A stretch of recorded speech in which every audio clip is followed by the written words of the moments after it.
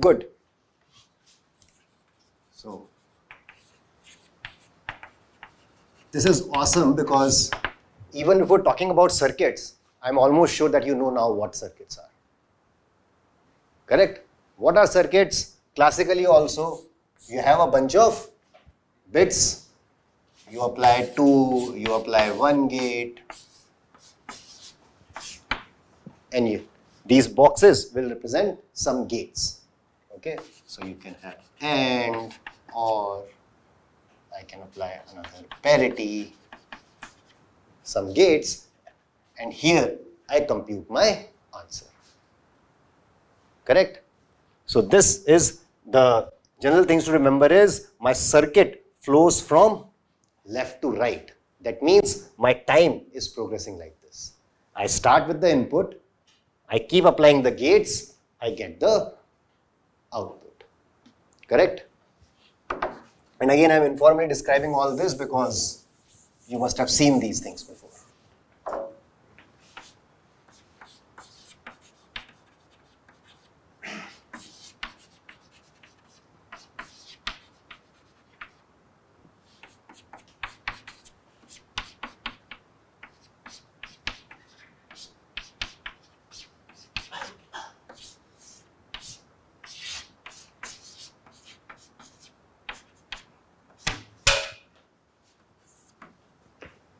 So in general, so you know what AND does. Here, this is an OR on 3 bits. What does OR on 3 bits do? It will answer 1 if at any of the bit is 1. At least 1 bit is 1, right? So what is this circuit computing? It's a function on 3 bits. x1, x2, x3. Now it's given the entire thing. Give a nice 1-line sentence. Don't describe the circuit one by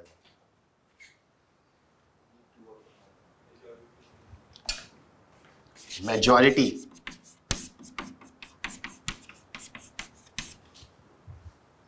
Right? There are 3 bits. If majority of them are 1, I will get 1. If majority of them are 0, I will get a 0.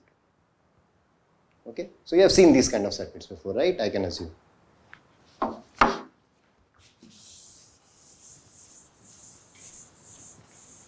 So we will talk about some properties of the circuits, and then we will talk about quantum circuits.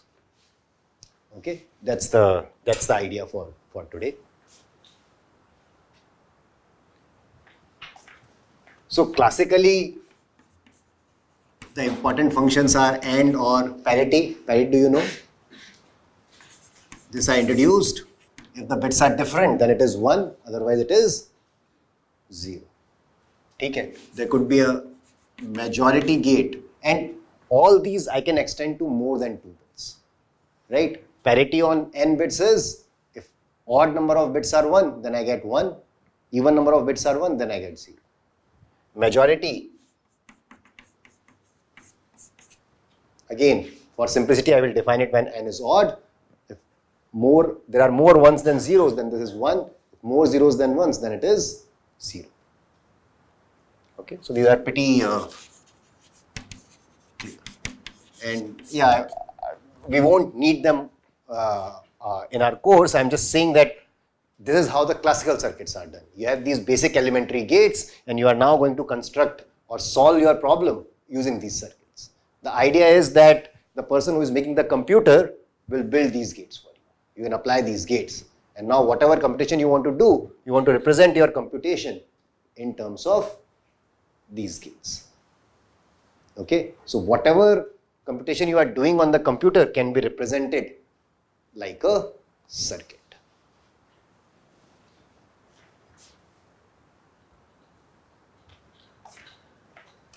And yeah.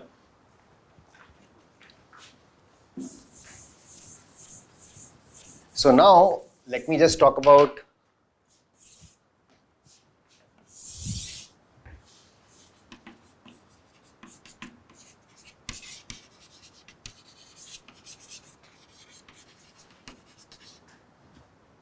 just now I told you hardware wise that this computer will have AND or NOT gates, and what you can compute is whatever you can represent in terms of AND or NOT gates.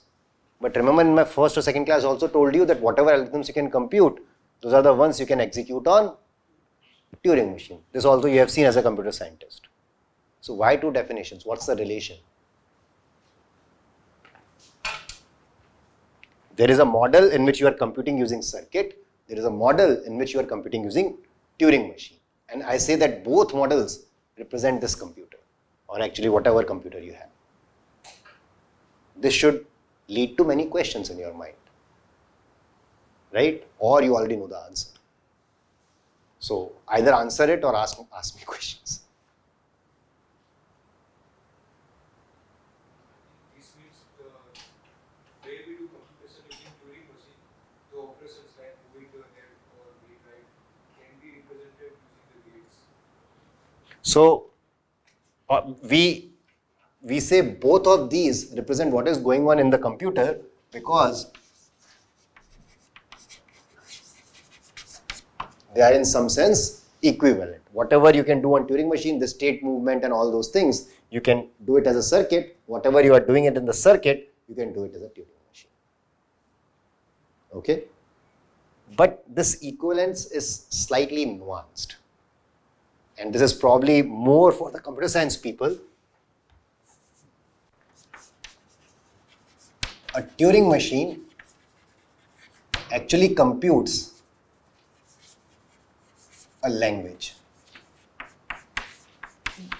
That means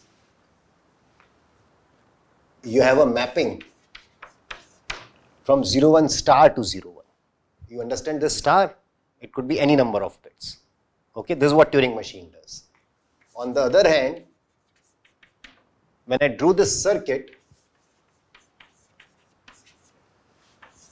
a circuit computes a function for a fixed n, right? So what really does it mean that circuit and Turing machine are same?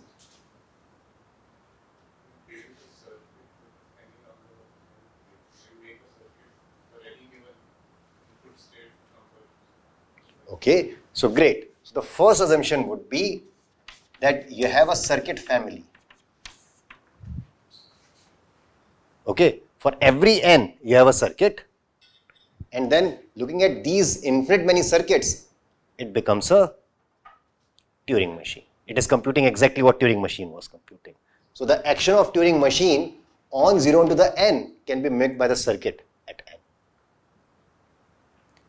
Not correct.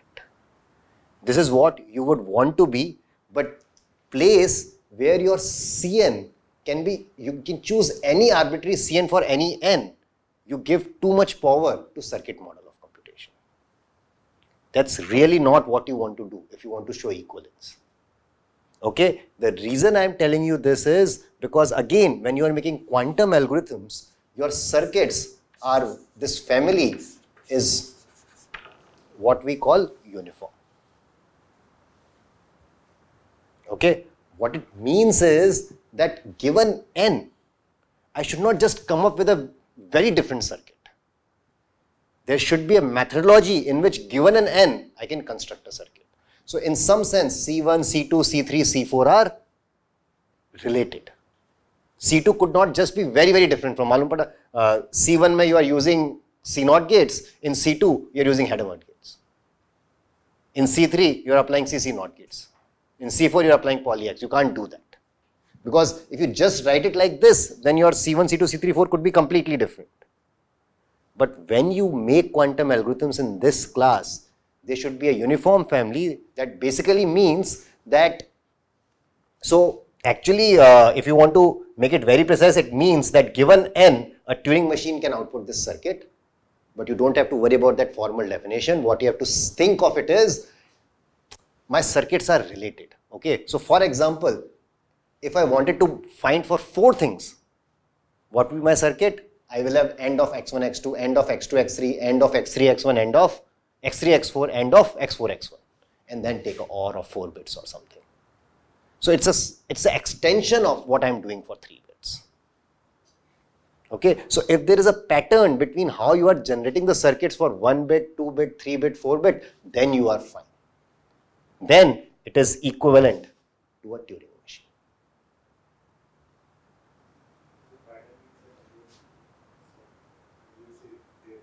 So pattern formally means that given n, a Turing machine can output that Cn. So I will give you n, there is a Turing machine, using n it can construct Cn. But no, again that then defeats the purpose. That's the point. For same Turing machine? A single, it's not the Turing machine which is computing the function. A Turing machine computing a language is same as a small Turing machine which on n gives you a circuit, and that circuit computes correctly for n input bits of size n. So yeah, this is a subtle point which I just wanted to make because yeah, just to make sure that you know about this. A Turing machine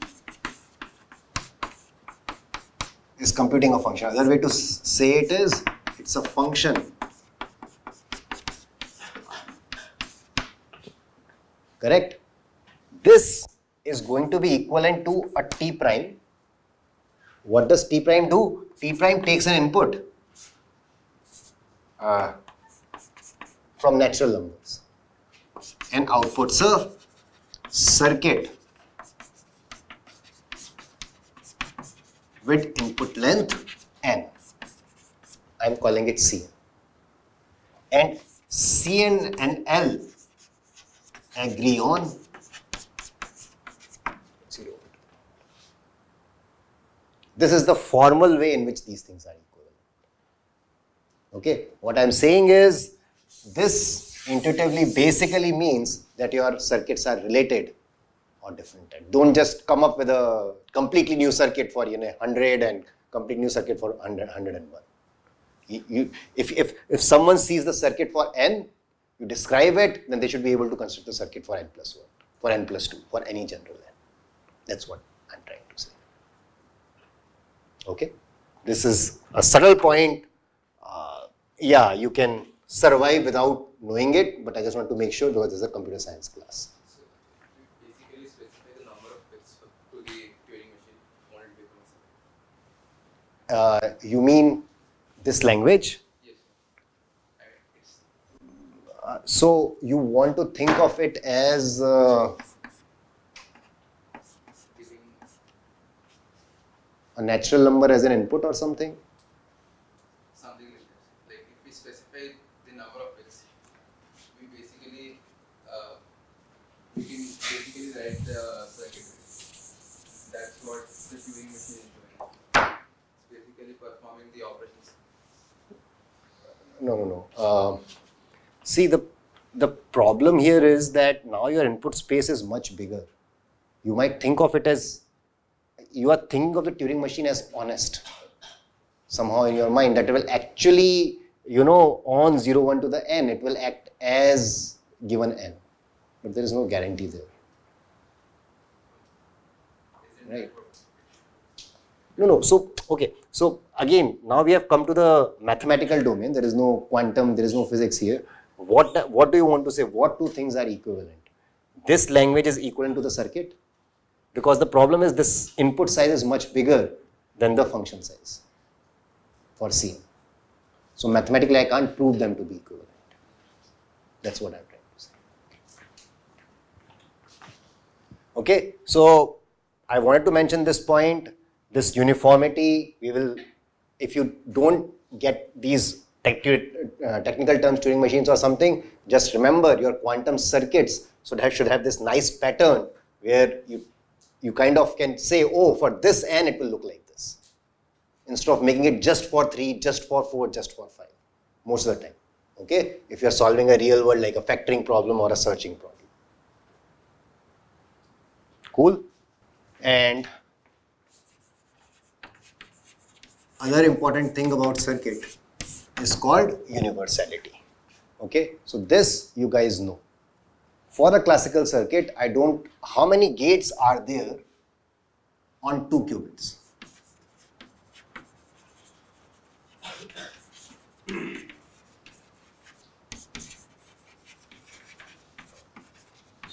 by bits, 2 bits. We are in classical case, so no qubits.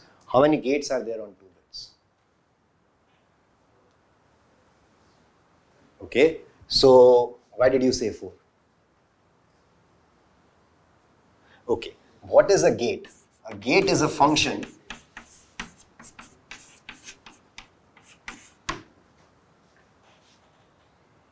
correct? Yes, a gate is a function from 0 and square to 0 comma 1. I can make it square to make it more complicated, but let's start with 0 comma 1. Suppose this is the gate which takes 2 bits to 1 bit. That means the gate is specified by 4 numbers. Correct? So number of gates are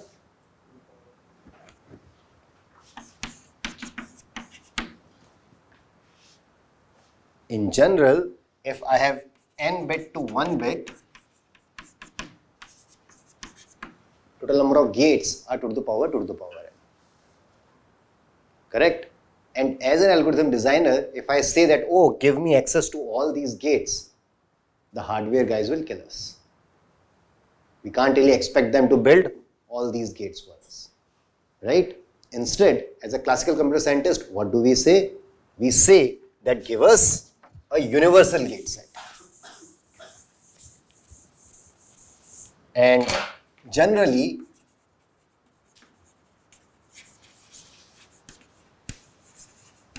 the universal gate set is, actually it is AND and NOT is enough, but generally we write any circuit in terms of these 3. And this you must have seen, the DNF, CNF representation. Every function can be written in terms of these 3 things, right? So what it means is that just to make sense of this algorithm design, we can't say that, oh, we can access all possible gates. We will say that, oh, our computer, classical computer in this case, and even in case of quantum computer, it will give us a set of gates. And we want to construct all our functions using these gates. And you know that every function, all these to the power n functions can be constructed using these gates. Have you seen it? Have you not seen it? How many people have not seen it?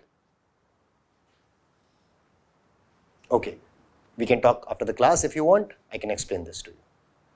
Okay, but this is a fundamental thing. It is also known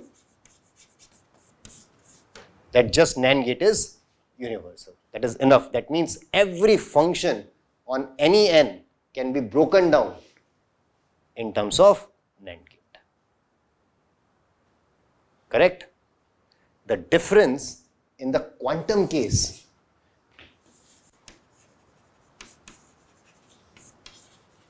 would be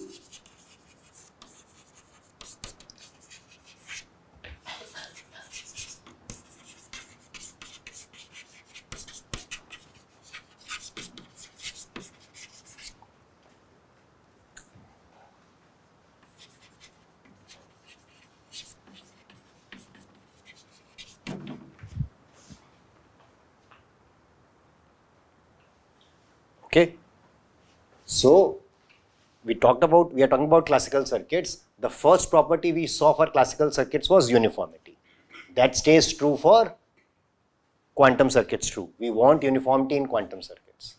Second thing we are talking about is universality. We only want to use universal gate set. Same thing will remain true in universal gate set, but the definition of universal gate set is slightly different. Okay? And the reason is quite obvious. How many unitary operators are there from 0 on 2 qubits? I can ask a similar question.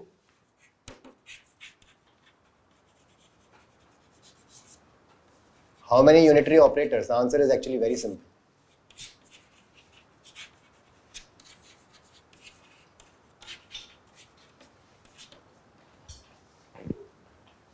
Sorry? How many unitary operators on 2 qubits? How many 4 by 4 unitary matrices?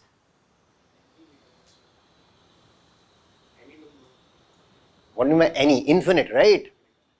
How many 4 by 4 unitary matrices exist in the world? Infinite. How many orthonormal bases? How many orthonormal bases of dimension 4?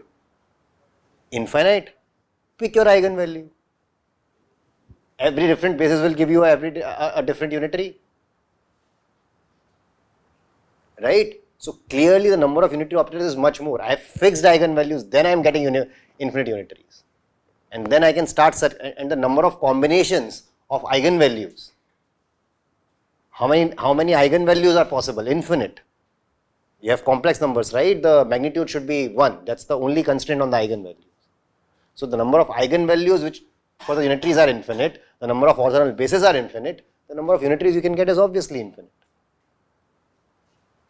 So you cannot get infinitely many unitary operators exactly using finite number of unitaries, applying them finitely. Okay, so then that means our meaning of representation is that every unitary can be approximated by universal gate set. So this would be the quantum case. So probably I didn't tell you the story of today's lecture. So let me just, we are learning about circuits, and since we are formally learning about circuits, we are comparing classical and quantum.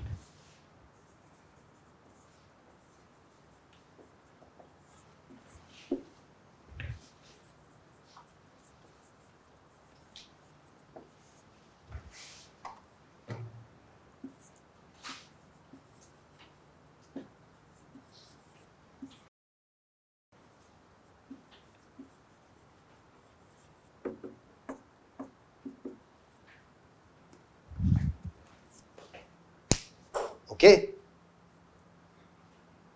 classical circuits, quantum circuits. Classical circuits have classical gates, classical bits. Quantum circuits have qubits and quantum gates. Correct? There is a property of uniformity for a classical algorithm. For quantum, again, I want uniform set of circuits. Quantum circuits. Universality is true for classical. Quantum also, we will talk about universal gate set. For example, Hadamard and C naught are universal. The only thing you have to remember is that universal means I can approximate every unitary. Okay, let's talk about few other properties of classical circuits.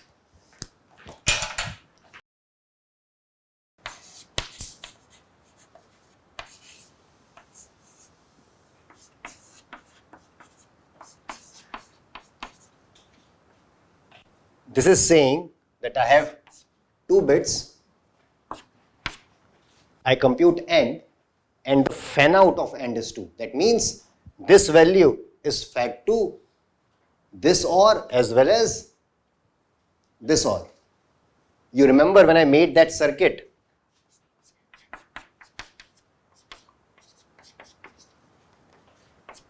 I had 2 copies of x2, I had 2 copies of x3, 2 copies of x1, right? Classically, you do it freely. What about quantum? You know the answer now, what we discussed in the beginning of the course. It's not, because copying is not allowed. This is copying.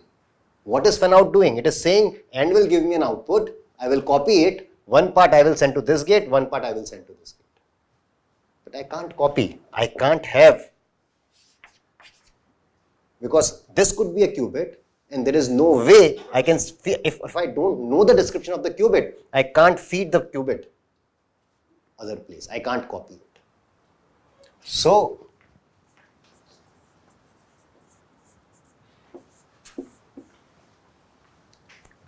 not possible in the quantum circuit.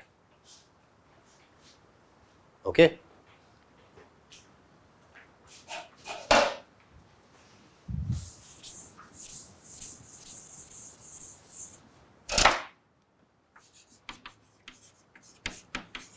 And the final property thing is ancilla. What does it mean? Any kind of computation do you classically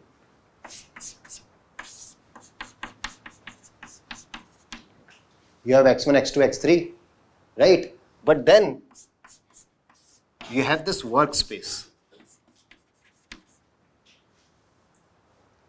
right? Which are bits which you use in between in a computation. Remember, swap x1 and x2. How do you do it? x1 equal to temp. Then x2 equal to x1, temp is equal to x2. So you used a bit, correct? And then you forgot about them. Correct? You forgot what happened to temp, right? And then you say, oh, my x1, x2 got swapped. Same thing is not possible in quantum. You can't ignore these workspaces. And again, you know the answer. Why? Workspace could be entangled with your input bits. Okay, so what will happen is, in a true quantum circuit, sometimes we take shortcuts because everyone knows how to set them back, but whatever is the workspace bits, they need to be set to the same things as before. So my workspace will start with all zeros. A true quantum circuit which is actually doing the function which I want, then I make the quantum circuit and finally my workspace becomes 0, 0, 0, 0. Or at least these are not entangled with the input. Otherwise, whatever my output is, it can affect the output.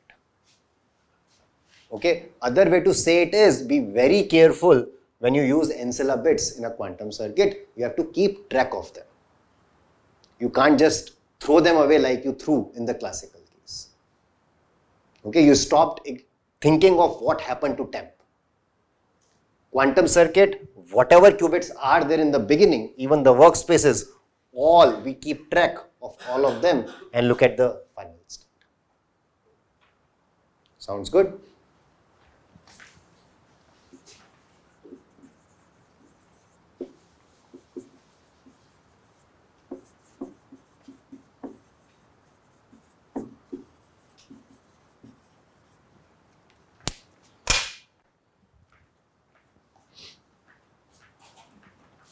So quantum circuits are extensions of classical circuits, but with small technical differences. And these were the differences I wanted to highlight. Questions? Again, don't worry, I would not go into the technicalities of uniformity and universality and ask you questions. Okay, this is just to make sure that we understand what we are doing. What does a quantum algorithm mean? Okay, that's why I went into slight detail of this. And if you are interested in this, I can give you resources, you can look at notes. But when someone asks, why is quantum circuit model equivalent to quantum Turing machine? You should be able to say, oh, because my circuit model is uniform. What kind of gates am I allowed? Ideally, you pick a universal gate set and say those gates are allowed. Okay, so let me talk about this.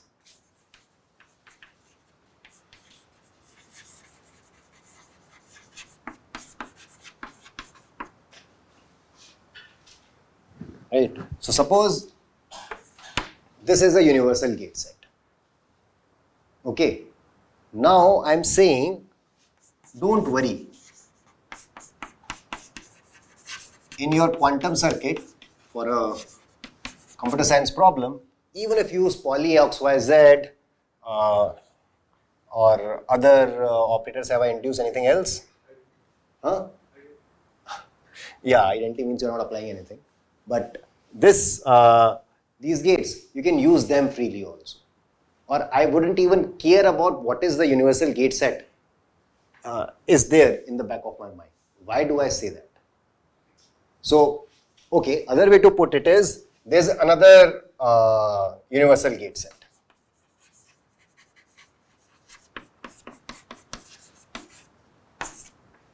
These are two universal gate sets, U1, U2. If I only allow you these gates, then probably my circuit could be much bigger than the circuit here. Then why don't I care about which universal gate set I am using? Why do I say that, oh, you can use poly X, Y, Z freely?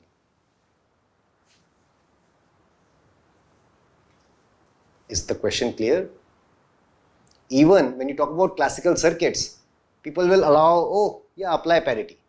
They wouldn't ask how many parity can you apply AND or NOT gate? How many AND or NOT gates is required to make parity? Why? Why is that not important? So they could make them out of the universal gate set that you already have. But then it might take a lot of time. Yeah, but you won't have, like representation, you won't have to describe it completely. Like it would be equivalent to each other. No, so there is obviously any circuit here or any circuit here has an equivalent circuit here.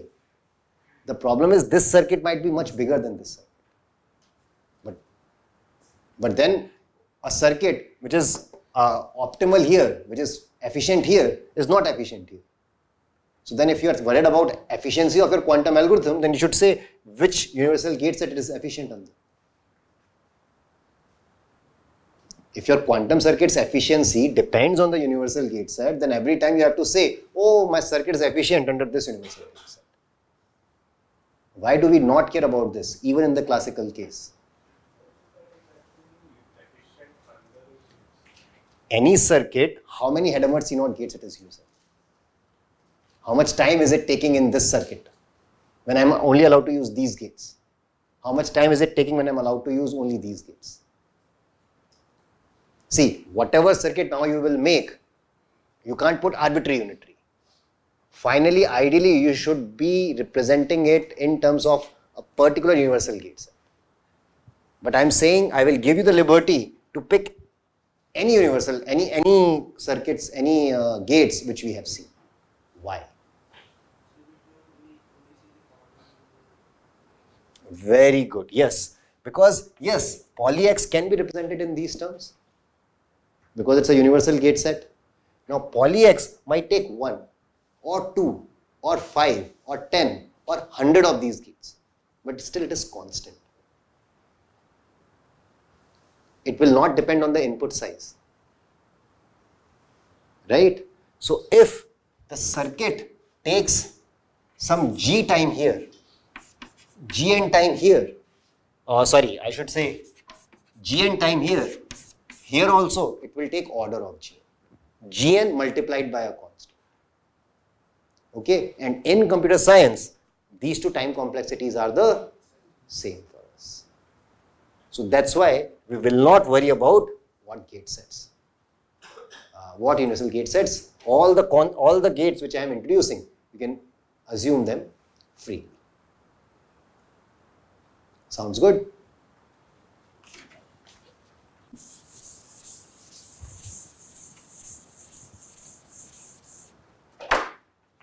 And similarly, this says even if there is a 1 qubit or a constant qubit gate, you can make it using constant many applications of this.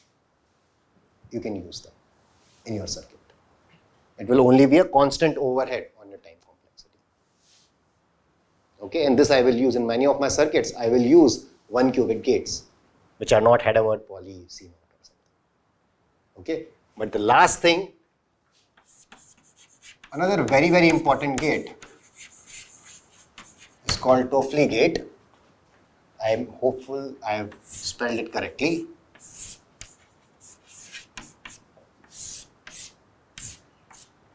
What is its action? Yes, it is control, apply here. So, okay, other way to say it is,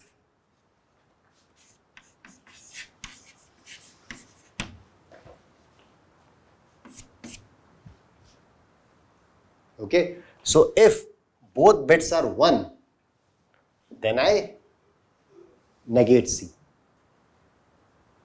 Okay, this XOR will negate C if this is 1. C XOR 1 is not of C. Right? So, if both of these are 1, then I negate C. If any of them are 0, then I am XORing with 0, which is doing nothing. Okay? So remember, this gate is also very, very useful. Okay, this is universal for reversible gates, and again I am describing the action. When I write it like this, even if this is a quantum circuit, I am describing the action just on the basis. You can't write quantum states here and act like this, because there is no meaning of taking XOR between two quantum states. So how will I figure out the action on the quantum states?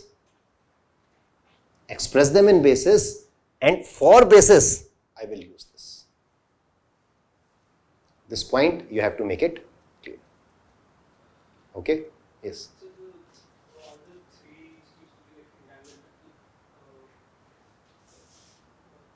How do you represent that? You will, if there are 3 qubits, I can write it in the basis of 0, 0, 0, 0, 0, 1, 0, 1, 0, and I know the action on each of these basis states. Like ABC, right? Hmm.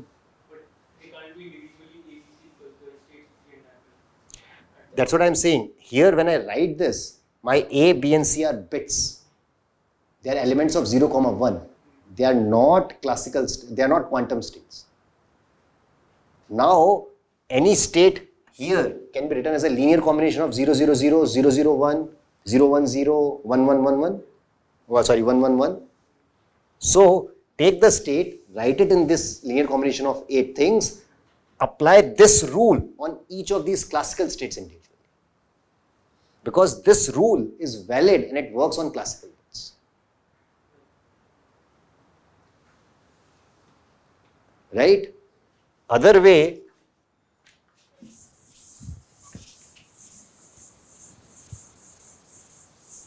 I can create a matrix out of it. Right? So, sorry.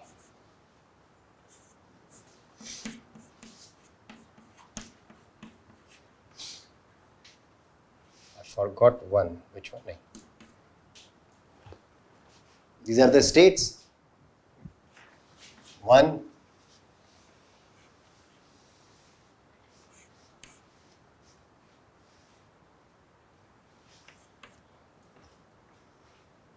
first 2 bits, any of them are 0, nothing is happening.